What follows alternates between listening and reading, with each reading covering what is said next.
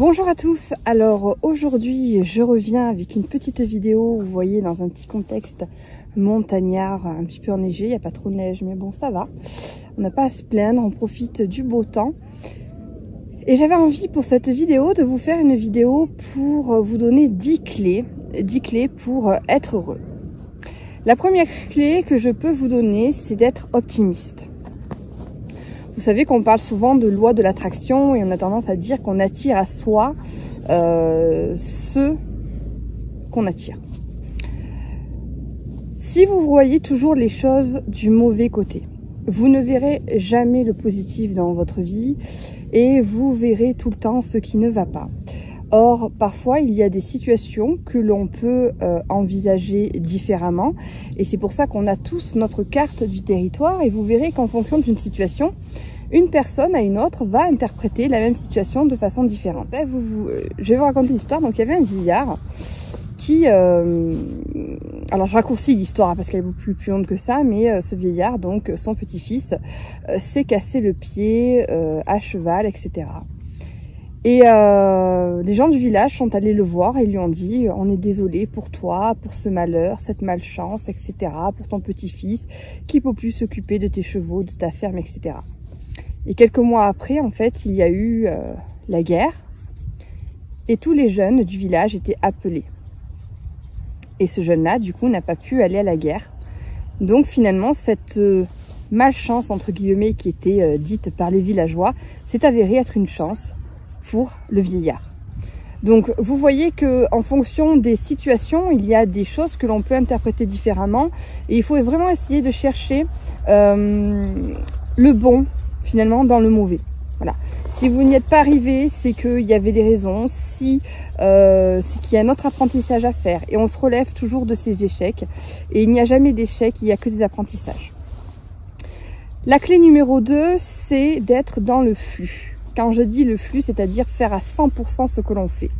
Quand on fait quelque chose pour vraiment apprécier ce qu'on fait et profiter au maximum, il faut vraiment se déconnecter de ce qu'il peut y avoir autour, de tous les objets, je dirais, numériques, etc. Tout ce qui est tablette, téléphone, etc. Voilà. Si en ce moment, par exemple, vous êtes à la montagne, ce que je suis en train de faire, mais c'est un petit peu particulier, si vous n'appréciez pas ce qu'il y a autour de vous, et que vous êtes tout le temps sur le téléphone, sur l'ordinateur, etc. ou pris à autre chose, vous n'êtes pas à 100% dans ce que vous faites et finalement vous n'arrivez pas à voir certains détails qui vous permettraient de vous émerveiller. Voilà, parce que pour s'émerveiller, il faut vraiment avoir tous ces sens qui soient ouverts. Alors quand je parle de flux, c'est pareil, en fait, le flux, il faut que ça soit vraiment modéré. Si on est dans un flux trop haut, c'est-à-dire qu'on est à fond dans ce qu'on fait, on va arriver dans l'anxiété parce qu'on va se donner des challenges, on va se foutre une pression pas possible selon l'activité qu'on a choisi de faire, etc. Et si par contre, on est beaucoup en dessous, en fait, on est carrément dans l'ennui. C'est-à-dire qu'on fait les choses, mais on les fait finalement sans grand intérêt, etc. Donc pour profiter de ce qu'on fait, il faut vraiment être entre les deux. Troisième clé, c'est la gestion du stress. Il est important de bien savoir gérer le stress parce que voilà, on a tendance à ruminer, à anticiper ce qui va se passer. Et quand on anticipe ce qui va se passer, forcément, on ne peut pas voir le positif et on a tendance du coup à voir tout en noir. Le stress est une réaction de fuite en fait, qui est censée en fait pour nous protéger.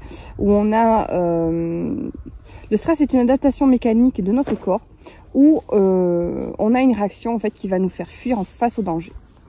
Sauf qu'il y a différents niveaux de stress et il faut vraiment rester stable au niveau du stress, ne pas atteindre un stress trop élevé, ni avoir un stress trop bas où là on serait plutôt dans l'atonie, etc. Et justement on aurait besoin d'un peu plus de stress pour se booster. Le stress, bien sûr, quand il y en a, ça produit de l'adrénaline, c'est du bon stress. Enfin, du bon stress, je dirais pas du bon stress, c'est bon.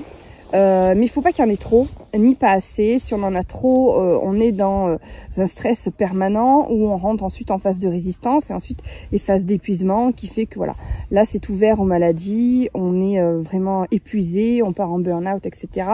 Et si on est en hypostress, là en fait on n'a pas assez de stress, donc on est plutôt nonchalant, atonique, etc. Et là par contre on a un petit peu besoin de stress pour se booster. Donc il faut vraiment quelque chose de régulier. Le stress, comment on fait pour l'apprivoiser?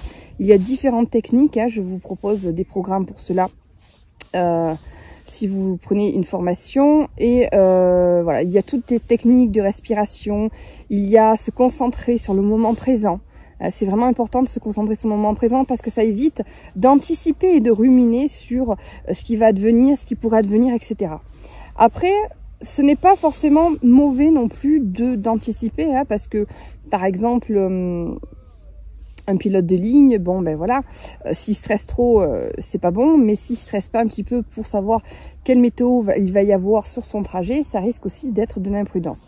Donc c'est bien aussi d'avoir un juste milieu, mais il y a des techniques justement pour le stress. Numéro 4, on y vient, j'ai parlé tout à l'heure, c'est de savourer. Donc ensuite, je viens à la clé numéro 5, j'en parlais tout à l'heure, c'est de savourer l'instant présent. Voilà. Arrêtez de prendre le TGV, on est dans une société où on est tout le temps speed, on n'arrête pas, voilà. Et finalement, on met tout le temps notre corps en phase de stress, je dirais, parce qu'on le stimule beaucoup trop, on profite plus des choses au quotidien, on prend plus le temps de passer vraiment du temps avec notre famille, nos enfants, etc.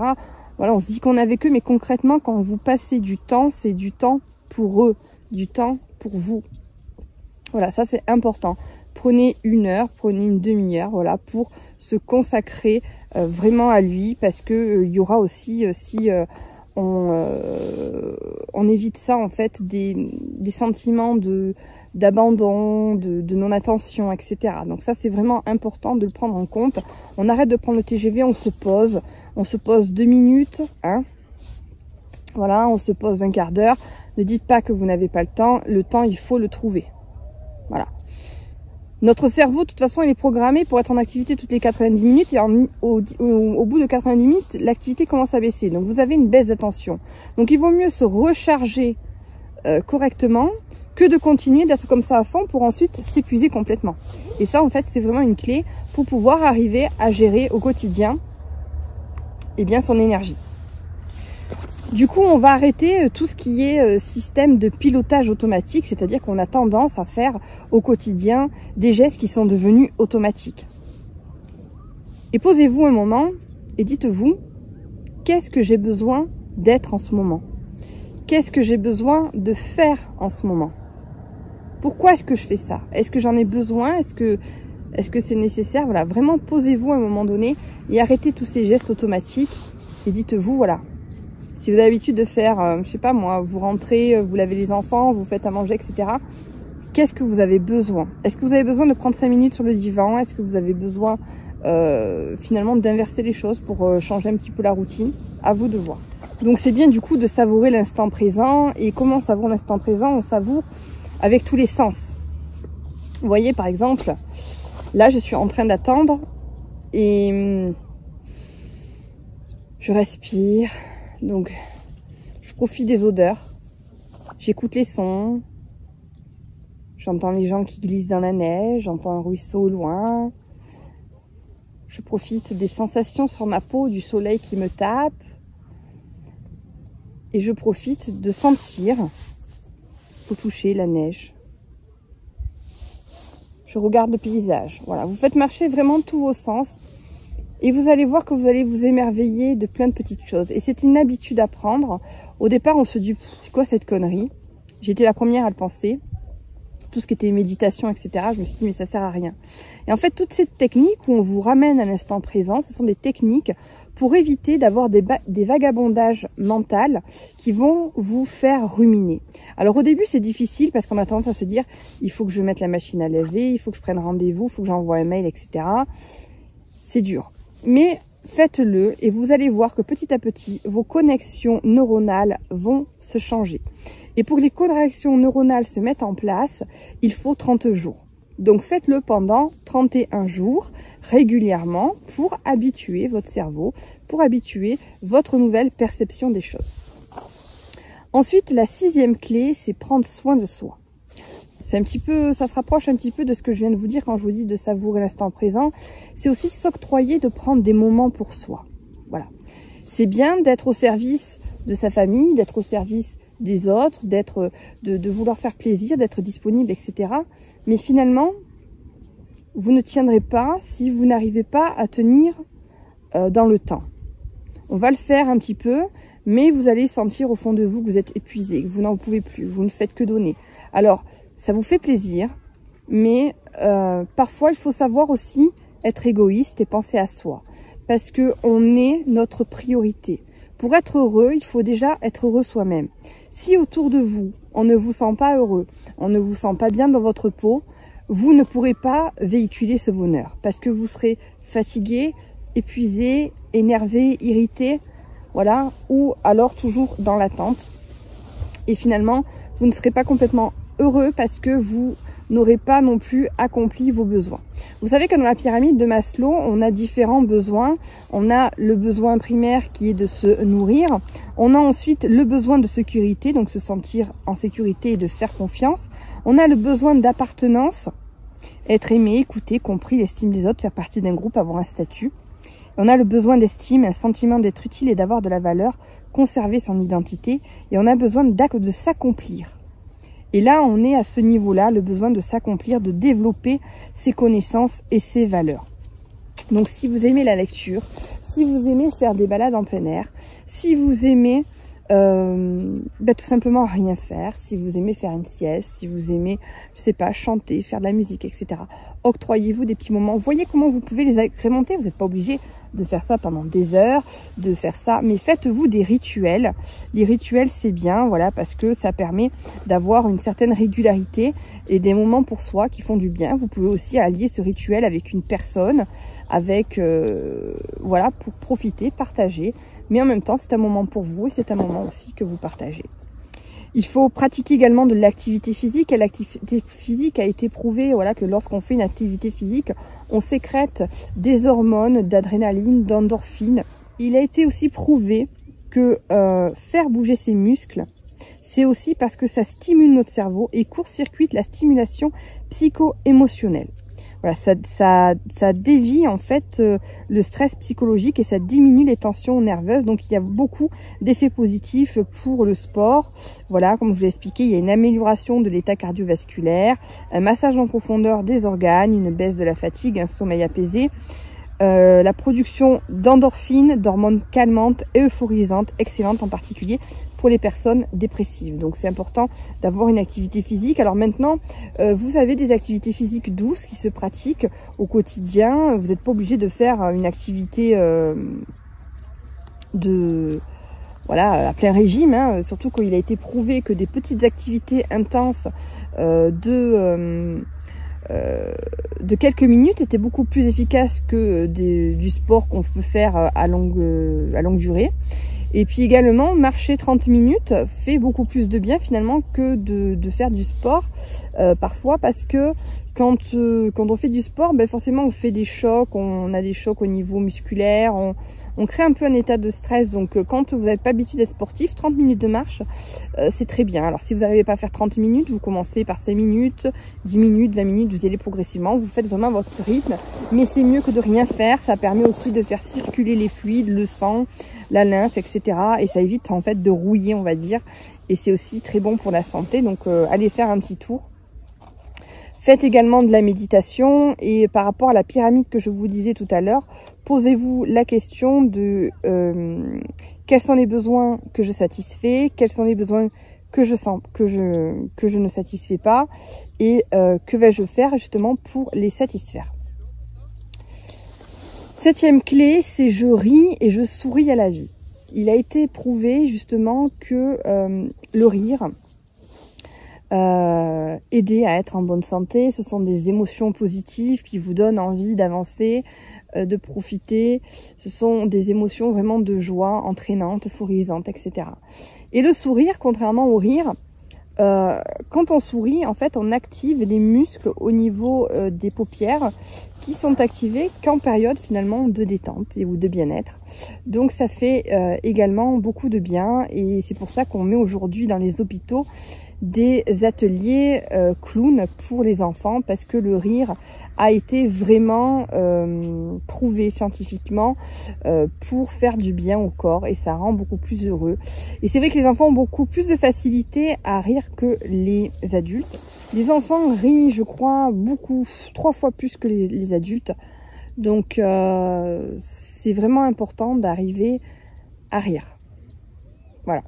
Donc faites des activités qui vous font plaisir. Si vous voyez le côté des choses, le bon côté des choses, vous allez finalement arriver à vous émerveiller, à rire de petites choses qui ne vous faisaient pas rire.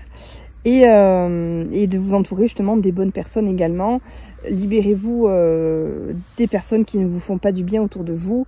Aujourd'hui, on est vraiment libre de choisir. C'est des croyances que de se dire mais je ne peux pas, c'est telle personne, c'est telle personne. Non, si elle ne vous fait pas du bien, prenez du recul, prenez de la distance. C'est important pour vous. 8e clé, c'est d'exprimer sa gratitude. Aujourd'hui, quand on fait certaines choses, on n'apprécie plus parce que tout est devenu normal. Et on le voit surtout au niveau des jeunes adolescents.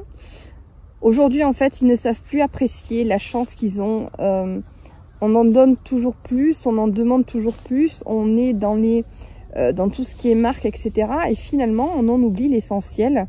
On en oublie l'essentiel. Aujourd'hui, remercier d'avoir un toit, remercier de pouvoir manger à votre faim, remercier de pouvoir partager de bons moments entre amis, même si c'est quelque chose de récurrent que vous faites. Mais dites-vous qu'il y a des personnes qui ne le font pas. Remercier d'avoir eu l'opportunité de partir en vacances, remercier d'avoir une famille qui est là pour vous, qui est réconfortante, qui vous aide, d'avoir un boulot sympa, d'avoir aussi un boulot. Voilà, essayez de prendre le temps de remercier de ce que vous avez et tenez, si vous voulez, un journal de gratitude où tous les jours, en fait, vous essayez de voir le bon côté des choses dans la journée au lieu de voir le côté négatif. Demandez-vous qu'est-ce qu'il y a eu de bien dans cette journée. Grâce à la gratitude, notre vision de nous-mêmes, des autres et du monde s'en trouve positivement transformée. Elle nous ouvre à l'amour et à l'envie d'offrir ce bonheur ressenti aux autres.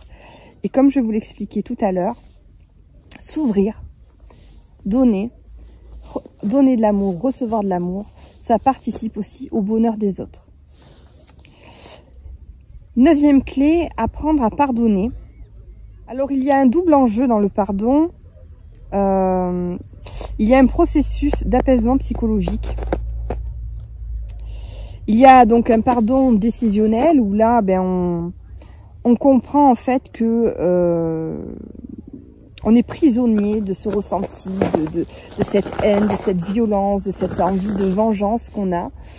Et quand on prend conscience de ceci, on arrive ensuite au pardon émotionnel où là, c'est la phase où on accède à une intégration profonde de la démarche de pardon et on ressent de l'apaisement. Apprendre à pardonner, c'est bon pour nous parce qu'on est tout le temps en train de finalement de ruminer, de rester dans le passé. Et ça nous empêche d'avancer, ça nous laisse en fait des rancœurs, des choses négatives en nous.